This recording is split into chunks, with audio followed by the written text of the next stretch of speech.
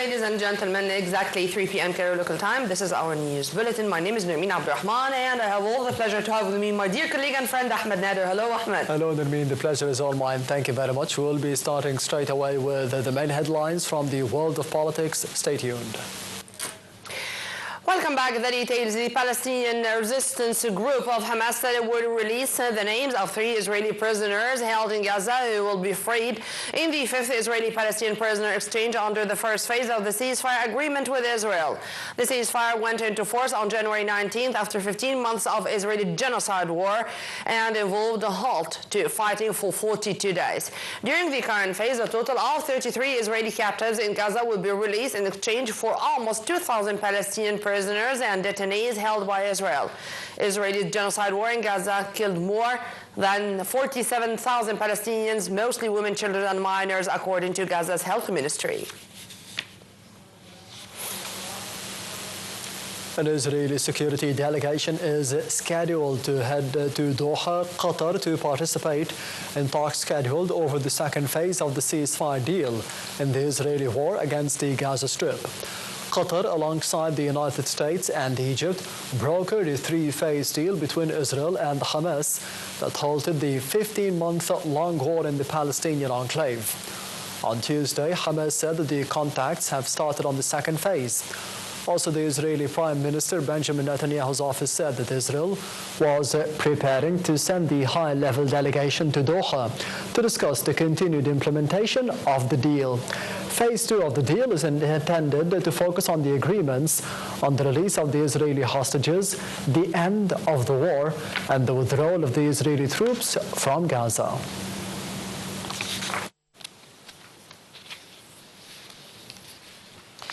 An Israeli campaign group urged the government on Friday to stick with Gaza truce ahead of a 5th hostage prisoner swap after explosive comments by American President Donald Trump raised questions over the future of the deal itself. The Hostage and Missing Families Forum said in a statement on Friday that the entire nation demands to see the hostages return home. Now is the time to ensure the agreement is completed until the very last one.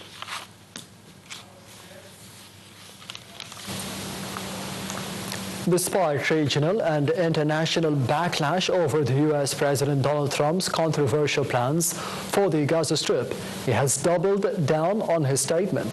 On his Truth social platform, Trump said that the Gaza Strip would be turned over to the United States by Israel at the conclusion of fighting.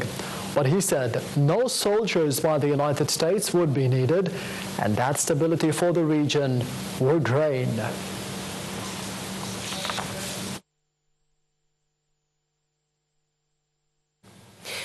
American Secretary of State Marco Rubio will visit Israel and some Arab states in mid-February, making his first trip to the Middle East after a widely condemned proposal by American President Donald Trump to displace Palestinians in Gaza.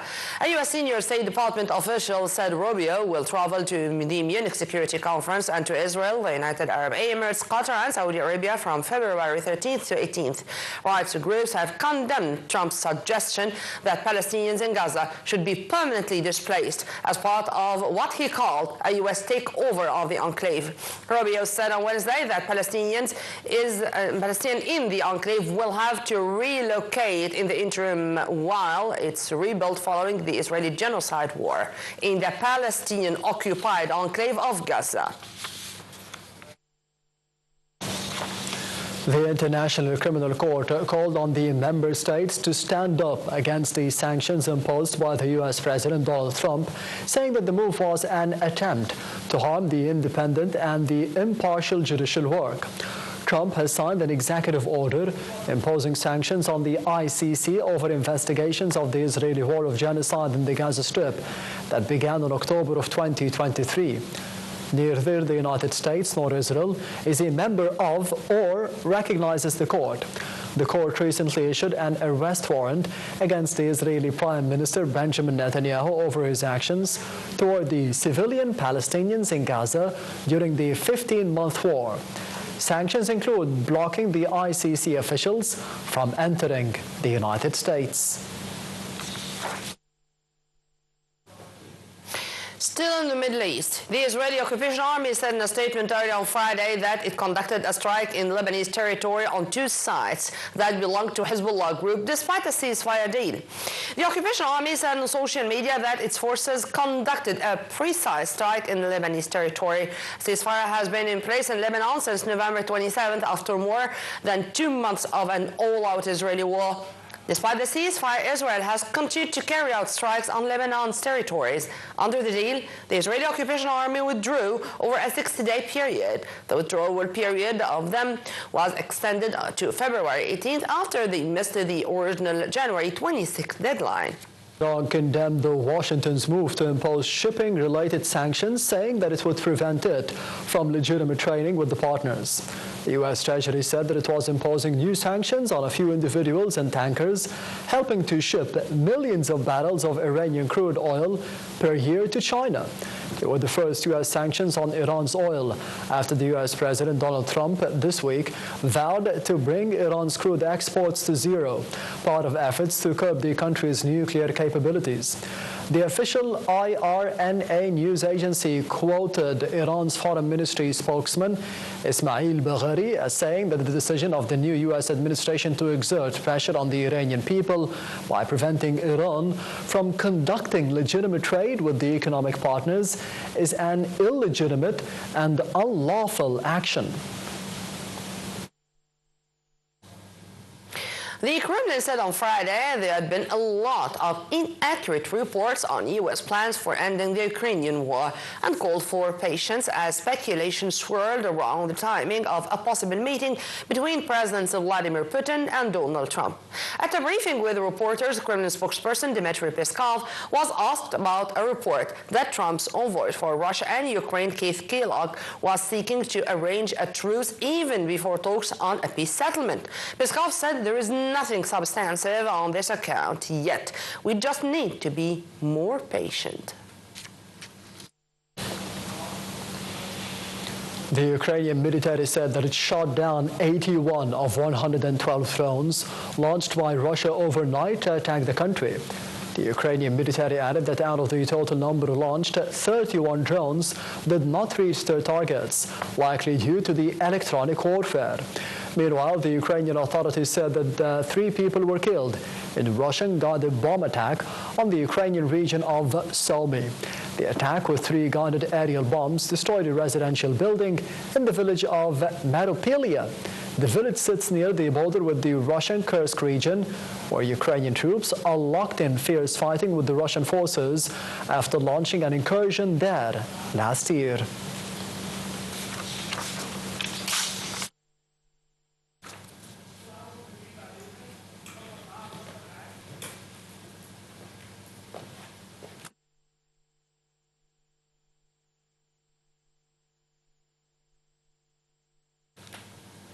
China firmly opposes U.S. smearing and sabotage of its Belt and Road Initiative through means of pressure, according to a Chinese Foreign Ministry spokesperson who said on Friday when asked about Panama's decision to exit the program.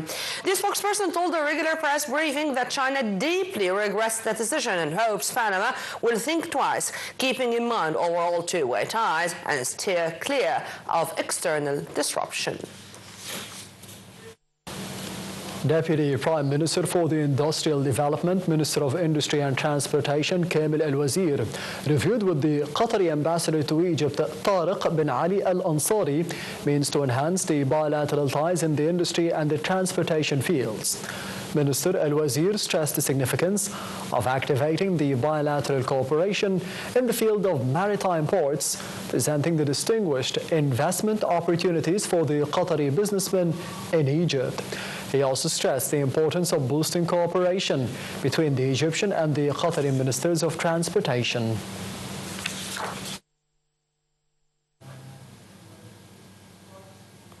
The International Monetary Fund Communications Director Julie Kozak said that the fund's executive board will discuss the outcomes of the fourth review of Egypt's program in the upcoming weeks, paving the way for the release of $1.2 billion loan. A draft agreement was reached on the fourth review in December following an agreement between the government and IMF experts on standards and financial discipline pace.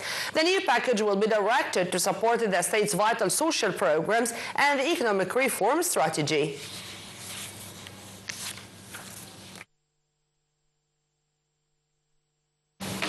Oil prices rose marginally in the early trade, but were on track for the third straight week of decline. U.S. crude dropped 0.59% to $70.61 a barrel, while the Brent fell to $74.29 per barrel, down 0.43% on the day. Gold prices steadied near the record high levels and were headed for the sixth successive weekly gain, driven by a risk of flight to safety. And this brings us to the end of the sporting segment of the News Bulletin, as well as the News Bulletin itself, Nirbeen. Thank you very much, Ahmed. Stay tuned only on LTV International, always for more.